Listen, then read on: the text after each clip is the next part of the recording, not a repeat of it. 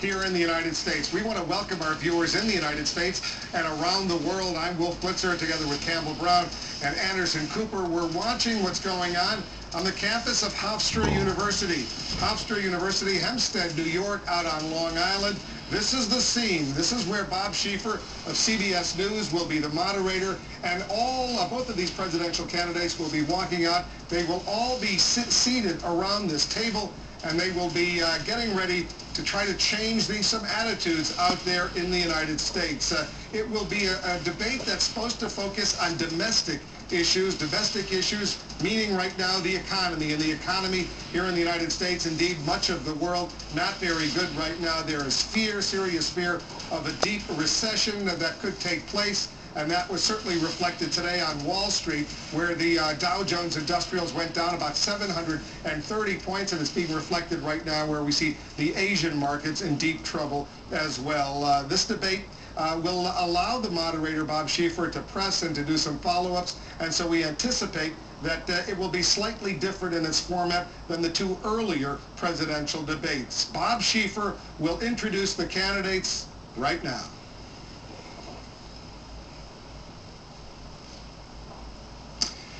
Good evening and welcome to the third and last presidential debate of 2008, sponsored by the Commission on Presidential Debates. I'm Bob Schieffer of CBS News.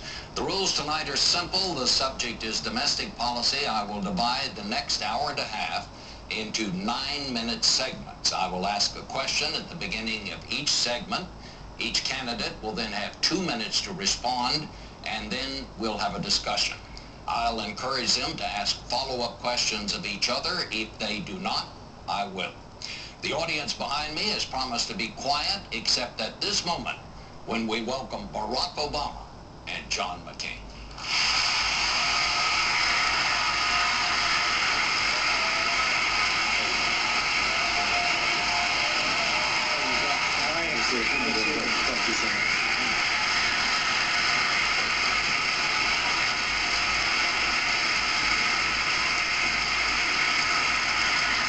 Gentlemen, welcome.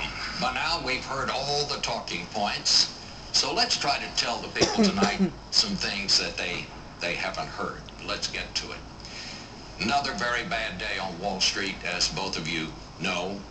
Both of you proposed new plans this week to address the economic crisis. Senator McCain, you proposed a $52 billion plan that includes new tax cuts on capital gains, tax breaks for seniors, write-offs for stock losses, among other things. Senator Obama, you proposed $60 billion in tax cuts for middle-income and lower-income people, more tax breaks to create jobs, new spending for public works projects to create jobs.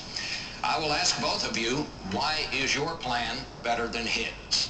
Senator McCain, you go first. Well, let me say, Bob, thank you, and thanks to Hofstra. And by the way, our beloved Nancy Reagan is in the hospital tonight. Our thoughts and prayers are going with you. It's good to see you again. Senator Obama, Americans are hurting right now, and they're angry. They're hurting and they're angry. They're innocent victims of greed and excess on Wall Street, and as well as Washington, D.C. And they're angry, and they have every reason to be angry. And they want this country to go in a new direction. And there are elements of my proposal that you just outlined, which I won't repeat. But we also have to have a short-term fix, in my view, and long-term fixes. Let me just talk to you about one of the short-term fixes. The catalyst for this housing crisis was the Fannie and Freddie Mae that caused the subprime lending situation that now caused the housing market in America to collapse.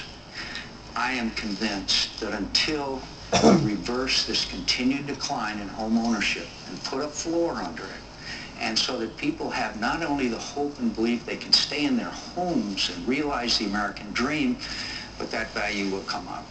Now, we have allocated $750 billion. Let's take 300 of that billion and go in and buy those home loan mortgages and negotiate with those people in their homes, 11 million homes or more, so that they can afford to pay the mortgage, stay in their home. Now, I know the criticism of this. Well, what about the citizen that stayed in their homes, that paid their mortgage payments. It doesn't help that person in their home if the next door neighbor's house is abandoned. And so we've got to reverse this. We ought to put the homeowners first, and I am disappointed that Secretary Paulson and others have not made that their first priority. All right, Senator Obama. Well, first of all, I want to thank Hofstra University and the people of New York for hosting us tonight, and it's wonderful to join Senator McCain again, and thank you, Bob. I think everybody understands at this point that we are experiencing the worst financial crisis since the Great Depression. And the financial rescue plan that Senator McCain and I supported is an important first step. And I pushed for some core principles, making sure the taxpayers can get their money back if they're putting money up, making sure that CEOs are not enriching themselves through this process. And I think that it's going to take some time to work itself out. But what we haven't yet seen is a rescue package for the middle class, because the fundamentals of the economy were weak even before this latest crisis. So I've proposed 4 specific things that I think can help.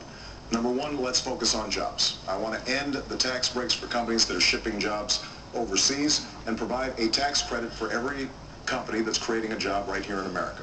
Number 2, let's help families right away by providing them a tax cut, a middle-class tax cut for people making less than $200,000, and let's allow them to access their IRA accounts without penalty if they're experiencing a crisis. Now, Senator McCain, I agree with your idea that we've got to help homeowners. That's why we included in the financial package a proposal to get homeowners in a position where they can renegotiate their mortgages. I disagree with Senator McCain in how to do it, because the way Senator McCain has designed his plan, it could be a giveaway to banks if we're buying full price for mortgages that now are worth a lot less, and we don't want to waste taxpayer money. And we've got to get the financial package working much quicker than it's been working. The last point I want to make, though, we've got some long-term challenges in this economy that have to be dealt with. We've got to fix our energy policy that's giving our wealth away. We've got to fix our healthcare system, and we've got to invest in our education system for every young person to be able to learn. All right, would you like to ask him a question? No. I would like to mention that a couple of days ago, Senator Obama was out in Ohio, and he had an encounter with a guy who's a plumber. His name is Joe Wurzelberger. Joe wants to buy the business that he's been in for all these years. Worked 10, 12 hours a day. And he wanted to buy the business, but he looked at your tax plan, and he saw that he was going to pay much higher taxes. You were going to put him in a higher tax bracket, which was going to increase his taxes, which was going to cause him not to be able to employ people, which Joe was trying to realize the American dream. Now, Senator Obama talks about the very, very rich. Joe, I want to tell you, I'll not only help that you buy that business that you worked your whole life for and be able, and I'll keep your taxes low, and I'll provide available and affordable health care for you and your employees, and I will not stand for a tax increase on small business income. 50% of small business income taxes are paid by small businesses. That's 16 million jobs in America. And what you want to do to Joe the plumber and millions more like him is have their taxes increased and not be able to realize the American dream of owning their own business. Joe believes. He's been watching some ads of Senator McCain, so let me tell you what I'm actually going to do.